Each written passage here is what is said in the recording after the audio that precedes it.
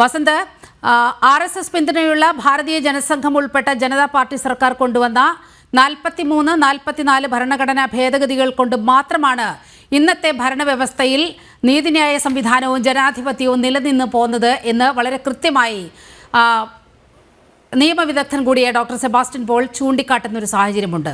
ഇനി എന്താണ് പറയാനുള്ളത്? അല്ല, നോക്കൂ, അതിനു മുമ്പ് ശ്രീ പത്മനാഭൻ പറഞ്ഞു പോയ കുറച്ച് കാര്യങ്ങളുണ്ട്.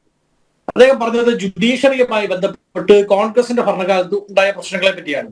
എന്താണ് കിരൺ റിജിജു, നിങ്ങളുടെ ലോ മിനിസ്റ്ററാണ് ഇപ്പോഴും, അദ്ദേഹവുമായി ബന്ധപ്പെട്ട് ജുഡീഷ്യറി ഏതാണ്ട് സ്തംഭനത്തിലേക്ക് പോകുന്ന അവസ്ഥ ഉണ്ടായില്ലേ?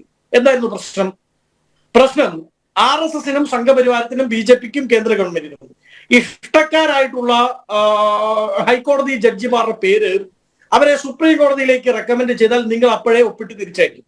അല്ലാത്ത പക്ഷം 6 മാസക്കാലത്തെ ഒരു സാവകാശം എന്ന ഭരണഘടനാ സാധ്യത ഉപയോഗിച്ചുകൊണ്ട് നിങ്ങൾക്ക് ഇഷ്ടമില്ലാത്ത ജഡ്ജിമാർ, നിങ്ങൾക്കെതിരായി, നിങ്ങളുടെ സംസ്ഥാന നേതാക്കൾക്കെതിരായി വിധി പ്രഖ്യാപിച്ച ഏതെങ്കിലും ജഡ്ജിമാരുടെ പേര് സുപ്രീം കോടതിയിലേക്ക് റെക്കമെൻഡ് ചെയ്യപ്പെട്ടാൽ അവരുടെ അനുഭവവുമായി ബന്ധപ്പെട്ട്, പരിചയ സമ്പത്തുമായി ബന്ധപ്പെട്ട് അവരുടെ പേര് ലിസ്റ്റിൽ വന്നാൽ നിങ്ങൾ 6 മാസം വെച്ച് താമസിപ്പിക്കും.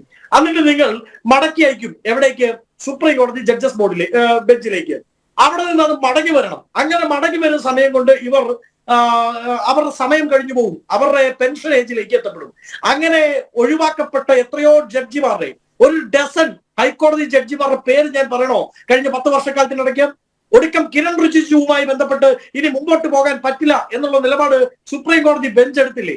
ഒടുക്കം അത് പരിഹരിക്കാൻ വേണ്ടി പ്രധാനമന്ത്രിക്ക് തന്നെ നേരിട്ട് ഇടപെടേണ്ടി വരുന്നില്ലേ? നേരത്തെ നീലിമേനോട് ചോദിച്ചു പത്രം വായിക്കുന്നുണ്ടോ എന്ന്. ജന്മഭൂമി മാത്രമേ വായിക്കുന്നുള്ളെങ്കിൽ നിങ്ങൾ ഇത് കാണുന്നില്ല.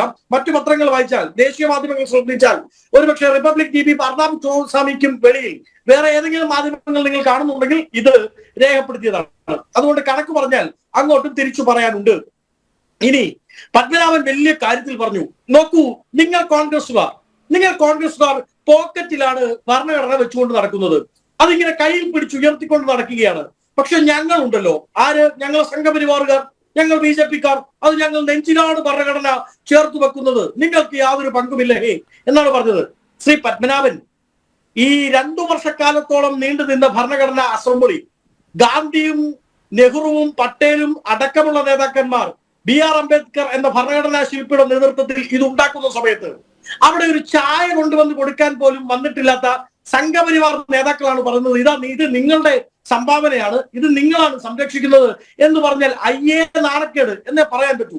അതുകൊണ്ടാണ് നിങ്ങളുടെ രാജ്നാഥ് സിംഗ് ഇന്ന് പറഞ്ഞത് സവർക്കർ അടക്കമുള്ള നേതാക്കളാണ് ഈ ഭരണഘടന. രാജ്നാഥ് സിംഗ് മറ്റൊരു കാര്യം പറഞ്ഞു, പലതവണ ഈ ഭരണഘടനാ നിർമ്മാണത്തെ തടസ്സപ്പെടുത്തിയിട്ടുള്ള ആളുകളാണ് ഈ ഗ്രാൻഡ് ഓൾഡ് പാർട്ടി എന്ന് അതുകൂടി പറഞ്ഞു വെച്ചിട്ടുണ്ട് പ്രതിരോധ മന്ത്രി.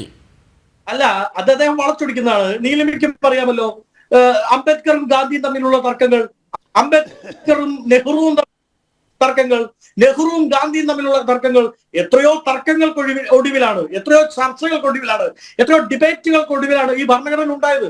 അതുകൊണ്ടാണ് ഞാൻ പറഞ്ഞത്, നമ്മൾ രൂപം കൊണ്ട് 75 വർഷമായിട്ടും ബാക്കി നമുക്കൊപ്പം എന്താ പറയുക ജന്മമെടുത്ത പല ബേബി റിപ്പബ്ലിക്കുകളും ഇന്നില്ലാതായിട്ടും ഈ രാജ്യം ഇങ്ങനെ നിൽക്കുന്നത് വിവിധ ആൾക്കാരെ കേട്ടതുകൊണ്ടാണ്, വിവിധ ചർച്ചകൾ നടന്നുകൊണ്ടാണ്, വിവിധ ഡിബേറ്റ്സ് നടന്നുകൊണ്ടാണ്, ആ തർക്കങ്ങൾ നമ്മൾ ഉൾക്കൊണ്ടതുകൊണ്ടാണ്. അതുണ്ടാവും. ഇന്ന് രാജ്നാഥ് സിംഗ് എന്താണ് പറഞ്ഞത്?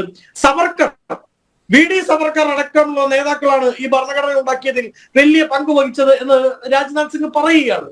നാണമില്ലേ നിങ്ങൾക്ക്? സവർക്കർ എന്താണ് ഈ ഭരണഘടനാ അസംബ്ലിയുമായി ബന്ധപ്പെട്ട് എന്ത് നിലപാടാണ് എടുത്തത്? ഭഗത് സിംഗിന്റെ പേരും പറഞ്ഞിട്ടുണ്ട്. ഭഗത് സിംഗിനെയും തള്ളി പറയുമോ ഇങ്ങനെയാണെങ്കിൽ? അല്ല, ഞാൻ ചോദിക്കട്ടെ, എന്തായിരുന്നു നിലപാട്? എന്തായിരുന്നു ഹിന്ദു മഹാസഭയുടെയും സംഘപരിവാരത്തിന്റെയും ആ സമയത്തെ നിലപാട്? മനുസ്മൃതി അടിസ്ഥാനമാക്കി ഒരു ഭരണഘടന വരണം എന്നുള്ളതായിരുന്നില്ലേ? തെറ്റുണ്ടോ അതിൻ്റെ അകത്ത്? ശ്രീ പത്മനാഭൻ എന്നെ എതിർക്കും ആ കാര്യത്തിൽ. അങ്ങനെ എതിർത്താൽ നിങ്ങൾ നിങ്ങളുടെ ചരിത്രത്തെ തന്നെ എതിർക്കുകയാണ്. സവർക്കർ അടക്കമുള്ളവരുടെ നിലപാട് എന്തായിരുന്നു? ഭരണഘടന നിലവിൽ വരുന്ന സമയത്ത് എന്തായിരുന്നു? 2 നേഷൻ തിയറി മുസ്ലിം ലീഗ് പറയുന്നതിന് മുമ്പ് 2 രാജ്യം വേണമെന്ന് സ്വന്തം പുസ്തകത്തിലൂടെ വിളിച്ചു പറഞ്ഞ ആളാണ് സവർക്കർ. ആ സവർക്കറിനെ പറ്റിയാണ് ഇന്ന് നിങ്ങളുടെ രാജ്നാഥ് സിംഗ്, പരിണിത പ്രജ്ഞനായ കേന്ദ്രമന്ത്രി, 2 ടൈം ആഭ്യന്തരമന്ത്രിയായിട്ടിരുന്ന ആള്, പ്രതിരോധ മന്ത്രിയായിരുന്ന ആള്, അദ്ദേഹം പറയാണ്, എന്താ പറയുന്നത്, ഇന്ന് സവർക്കർ അടക്കമുള്ളവരാണ് ഈ ഭരണഘടന ഉണ്ടാക്കിയത്. ഞാൻ നേരത്തെ ഒരു കാര്യം കൂടി നിലിമ, ഞാൻ നേരത്തെ സോറോസിന്റെ കാര്യം പറഞ്ഞു. അദ്ദേഹം ഒരുപാട് ചോദ്യങ്ങൾ ഇങ്ങോട്ട് തിരിച്ചു ചോദിച്ചെങ്കിലും അദ്ദേഹം അതിനൊന്നും ഉത്തരം പറഞ്ഞില്ല. പക്ഷെ അതിന്റെ ഇടയ്ക്ക് അദ്ദേഹം പറഞ്ഞു BBC-ക്കെതിരെ ഞങ്ങൾ വലിയ കേസുണ്ട്. ഒരു കാര്യം കൂടെ, BBC-ക്കെതിരെ വലിയ കേസുണ്ട് ഞങ്ങളുടെ കയ്യിലെന്ന്. നിലവിലൊരു കേസ്, ഒറ്റ കേസ്, ഒരു പെറ്റി കേസ് രാജ്യത്ത് എവിടെയെങ്കിലും നിങ്ങൾ ഈ പറഞ്ഞ BBC-ക്കെതിരെ ഉണ്ടോ? ജോർജ് സോറോസിനെതിരെ ഉണ്ടോ?